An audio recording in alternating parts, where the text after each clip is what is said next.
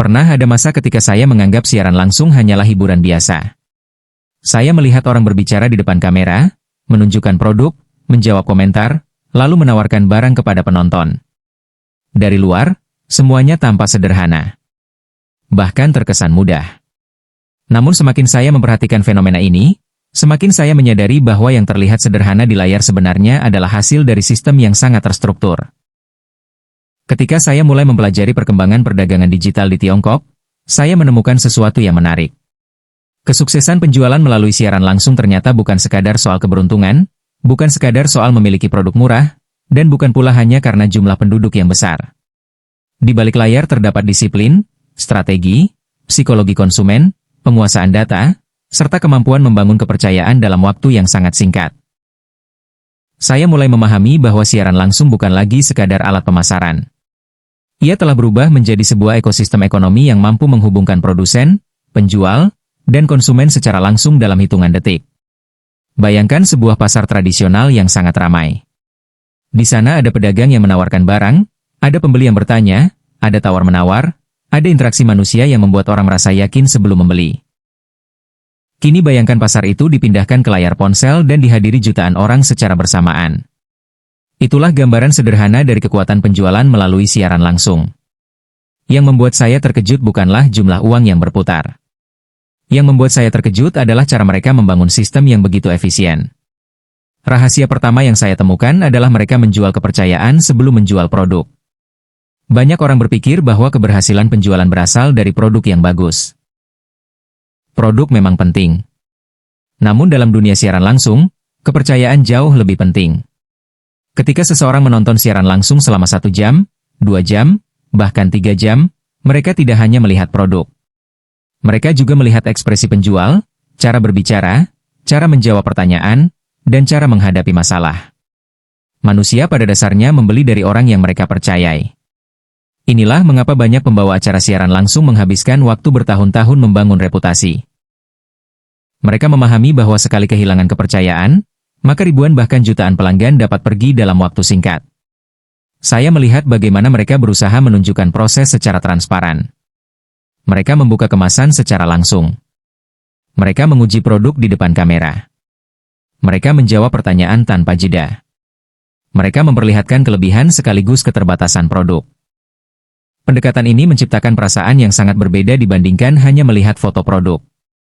Ketika konsumen merasa melihat sesuatu secara langsung, tingkat kepercayaan meningkat secara signifikan. Rahasia kedua adalah mereka menjual cerita, bukan sekadar barang. Sebagian orang hanya fokus pada spesifikasi. Mereka menjelaskan ukuran produk. Mereka menjelaskan warna. Mereka menjelaskan fitur. Namun mereka lupa menjelaskan alasan mengapa produk itu penting dalam kehidupan seseorang. Penjual yang hebat tidak menjual sebuah cangkir. Mereka menjual pengalaman menikmati kopi pagi dengan lebih nyaman. Mereka tidak menjual lampu. Mereka menjual suasana hangat di rumah. Mereka tidak menjual tas. Mereka menjual rasa percaya diri ketika seseorang memakainya. Otak manusia lebih mudah mengingat cerita daripada angka. Karena itulah banyak siaran langsung yang sukses selalu menyisipkan narasi emosional di balik produk yang dijual. Rahasia ketiga adalah kecepatan. Ketika saya mempelajari lebih dalam, saya menyadari bahwa salah satu kekuatan terbesar mereka terletak pada rantai pasok yang sangat cepat. Banyak penjual terhubung langsung dengan pabrik. Ketika pesanan masuk, sistem bergerak hampir tanpa hambatan. Barang diproses, dikemas, lalu dikirim dalam waktu yang singkat. Bagi sebagian orang, kecepatan mungkin terlihat sebagai hal biasa. Namun bagi konsumen modern, kecepatan adalah bagian dari pengalaman. Semakin cepat sebuah kebutuhan terpenuhi, semakin besar kepuasan yang dirasakan. Saya mulai memahami bahwa dalam dunia bisnis digital, waktu adalah mata uang yang sangat berharga. Orang tidak hanya membeli produk. Mereka juga membeli kemudahan. Mereka membeli kenyamanan.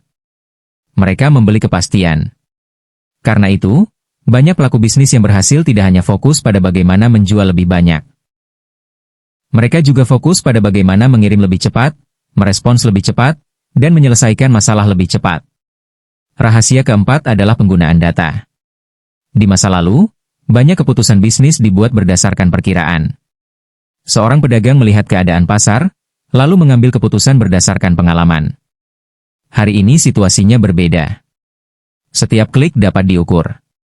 Setiap komentar dapat dianalisis. Setiap perilaku konsumen dapat dipelajari. Data telah menjadi peta yang membantu bisnis menemukan arah yang lebih jelas. Saya melihat bagaimana banyak tim penjualan mempelajari produk mana yang paling banyak dilihat. Mereka mempelajari kapan penonton mulai kehilangan perhatian. Mereka mempelajari kata-kata apa yang membuat orang tertarik. Mereka mempelajari bagian mana dari siaran yang menghasilkan penjualan paling tinggi bagi sebagian orang. Semua ini terdengar rumit. Namun sebenarnya konsepnya sederhana. Semakin banyak kita memahami pelanggan, semakin besar peluang kita memberikan apa yang mereka butuhkan. Data bukan sekadar angka. Data adalah jejak perilaku manusia. Dan siapa yang mampu membaca jejak tersebut akan memiliki keunggulan yang sulit ditandingi. Rahasia kelima adalah konsistensi yang luar biasa. Inilah bagian yang sering tidak terlihat oleh banyak orang. Ketika seseorang melihat seorang penjual sukses menghasilkan penjualan besar dalam satu siaran, mereka hanya melihat hasil akhirnya. Mereka tidak melihat berapa lama orang tersebut belajar berbicara di depan kamera. Mereka tidak melihat berapa kali siaran sepi penonton. Mereka tidak melihat berapa banyak kesalahan yang pernah dilakukan. Mereka tidak melihat malam-malam panjang yang dihabiskan untuk mengevaluasi hasil. Padahal sebagian besar keberhasilan dibangun dari hal-hal yang membosankan. Konsistensi bukan sesuatu yang terlihat menarik. Tidak ada sorotan. Tidak ada tepuk tangan. Tidak ada pujian setiap hari. Namun justru konsistensi itulah yang perlahan membangun fondasi. Saya sering berpikir bahwa banyak orang gagal bukan karena kurang pintar. Mereka gagal karena berhenti terlalu cepat. Mereka berhenti ketika hasil belum terlihat. Mereka berhenti ketika proses terasa berat. Mereka berhenti ketika semangat mulai menurun. Padahal keberhasilan seringkali berada beberapa langkah setelah titik ketika kebanyakan orang menyerah. Rahasia keenam adalah kemampuan membangun hubungan dengan audiens. Ini mungkin salah satu pelajaran paling penting yang saya pelajari. Banyak orang mengira bahwa penjualan adalah aktivitas meyakinkan orang lain untuk membeli sesuatu. Padahal penjualan yang hebat lebih mirip proses membangun hubungan. Orang ingin merasa didengar. Orang ingin merasa dihargai. Orang ingin merasa dipahami. Ketika seorang pembawa acara siaran langsung menyapa penonton dengan hangat, menjawab pertanyaan dengan sabar, dan memberikan perhatian secara tulus, hubungan mulai terbentuk. Hubungan menciptakan kepercayaan. Kepercayaan menciptakan kenyamanan. Dan kenyamanan seringkali menghasilkan keputusan pembelian. Saya menyadari bahwa manusia adalah makhluk sosial. Bahkan di era teknologi yang sangat maju, kebutuhan dasar manusia tidak berubah. Kita tetap ingin terhubung dengan orang lain. Kita tetap ingin merasa menjadi bagian dari sesuatu. Karena itu, penjualan langsung menjadi begitu kuat. Ia menggabungkan teknologi modern dengan kebutuhan manusia yang paling mendasar, yaitu interaksi. Rahasia ketujuh adalah fokus pada solusi, bukan produk. Semakin lama saya mempelajari dunia bisnis, semakin saya memahami bahwa pelanggan tidak benar-benar membeli produk. Mereka membeli solusi. Seseorang tidak membeli payung karena menyukai payung. Ia membeli perlindungan dari hujan. Seseorang tidak membeli kasur karena menyukai kasur, ia membeli kenyamanan untuk tidur. Seseorang tidak membeli kamera karena menyukai benda tersebut. Ia membeli kemampuan untuk mengabadikan momen. Perbedaan cara berpikir ini terlihat sederhana, tetapi dampaknya sangat besar. Ketika fokus berpindah dari produk ke solusi, cara berkomunikasi juga berubah. Penjual mulai berbicara tentang manfaat. Penjual mulai memahami kebutuhan. Penjual mulai melihat dunia dari sudut pandang pelanggan. Dan disitulah penjualan menjadi jauh lebih efektif. Semakin saya merenungkan semua ini, semakin saya menyadari bahwa rahasia sebenarnya bukan berada pada teknologi yang digunakan. Bukan pada kamera yang mahal. Bukan pada studio yang mewah.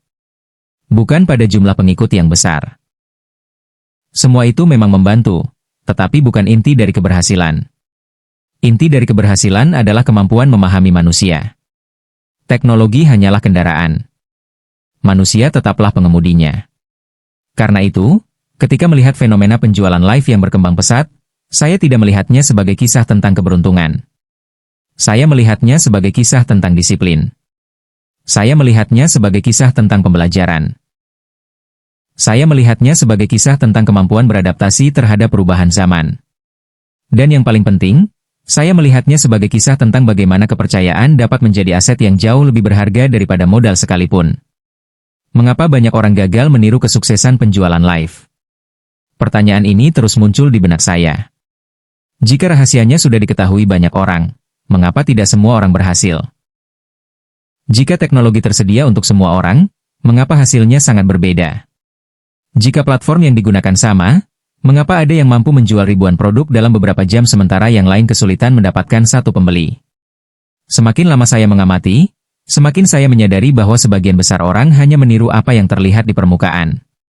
Mereka melihat seseorang berbicara di depan kamera, lalu mereka melakukan hal yang sama. Mereka melihat seseorang menawarkan diskon, lalu mereka melakukan hal yang sama.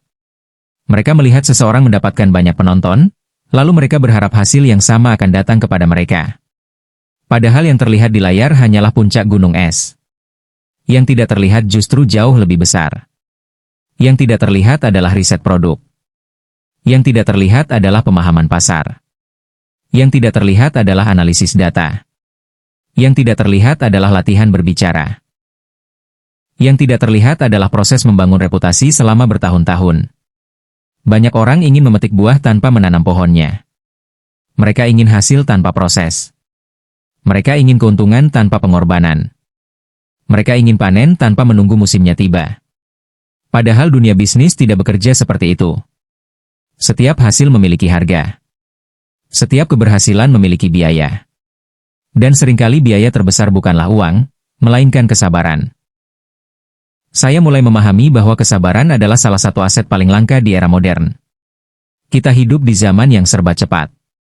Informasi datang dalam hitungan detik. Pesan terkirim dalam hitungan detik. Barang sampai dalam hitungan hari.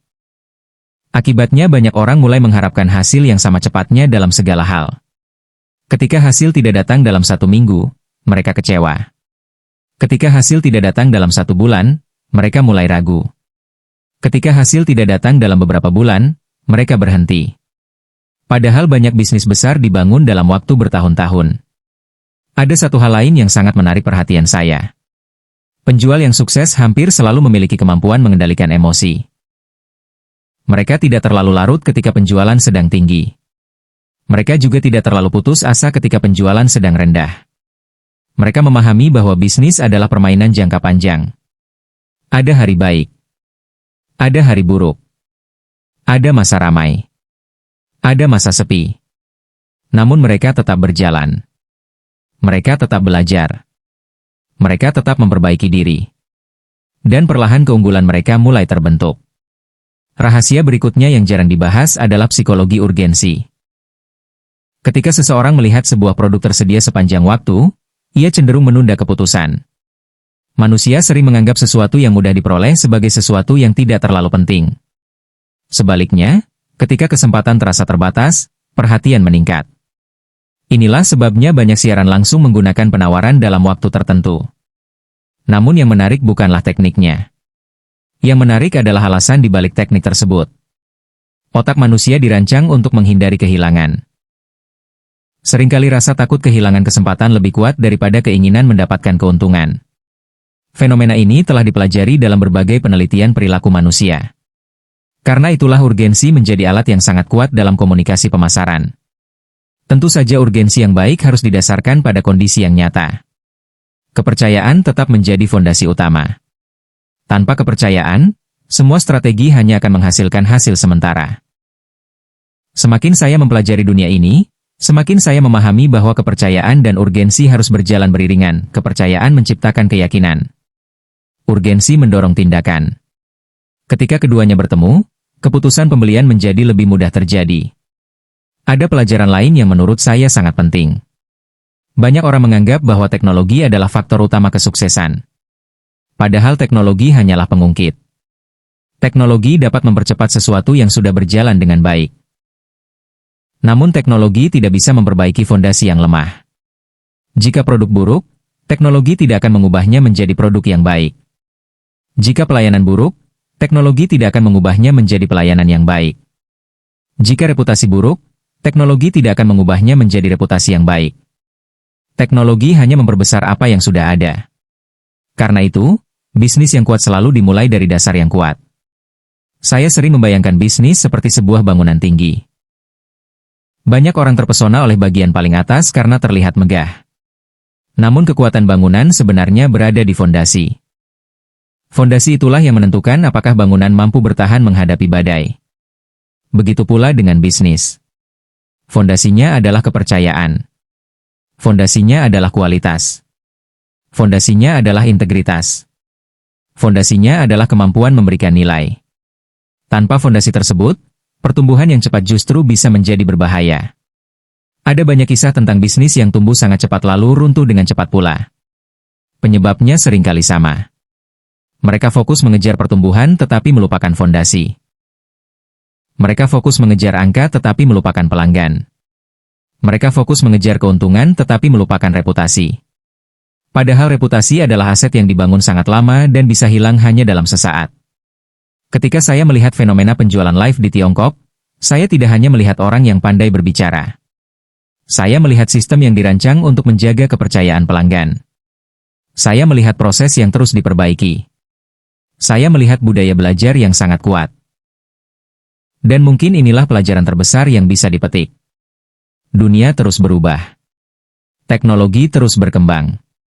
Platform akan berganti. Tren akan datang dan pergi. Namun prinsip-prinsip dasar keberhasilan hampir selalu sama, pahami manusia. Bangun kepercayaan. Berikan nilai. Jaga kualitas. Terus belajar. Dan jangan berhenti hanya karena hasil belum terlihat. Karena pada akhirnya, keberhasilan jarang datang kepada mereka yang paling cepat. Keberhasilan lebih sering datang kepada mereka yang mampu bertahan paling lama. Mereka yang tetap berjalan ketika orang lain berhenti. Mereka yang tetap belajar ketika orang lain merasa sudah tahu. Mereka yang tetap memperbaiki diri ketika orang lain sibuk mencari jalan pintas. Dan mungkin itulah rahasia yang paling jarang dibicarakan. Bukan rahasia algoritma. Bukan rahasia teknologi. Bukan rahasia modal besar. Melainkan rahasia ketekunan yang dilakukan setiap hari, bahkan ketika tidak ada yang melihatnya. Ketika saya semakin mendalami fenomena ini, saya mulai menyadari bahwa ada kekuatan lain yang bekerja di balik layar. Kekuatan itu tidak terlihat. Tidak bisa disentuh. Namun pengaruhnya sangat besar. Kekuatan itu adalah algoritma. Banyak orang menganggap algoritma sebagai sesuatu yang misterius. Seolah-olah ada mesin ajaib yang menentukan siapa yang akan sukses dan siapa yang akan gagal. Namun setelah saya mempelajarinya lebih jauh, saya melihat bahwa algoritma sebenarnya memiliki tujuan yang cukup sederhana. Platform ingin pengguna bertahan lebih lama. Platform ingin pengguna merasa puas. Platform ingin pengguna terus kembali. Karena itu, algoritma cenderung memberikan perhatian lebih kepada konten yang mampu mempertahankan minat penonton.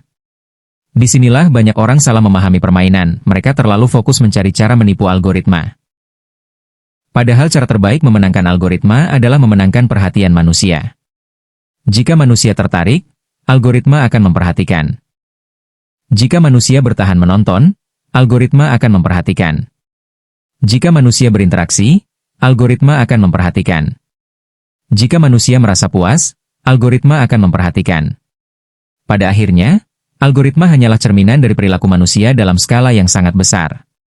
Semakin saya memahami hal ini, semakin saya menyadari bahwa pusat dari semua strategi tetaplah manusia. Tidak peduli seberapa canggih teknologinya. Tidak peduli seberapa besar datanya. Tidak peduli seberapa kuat platformnya.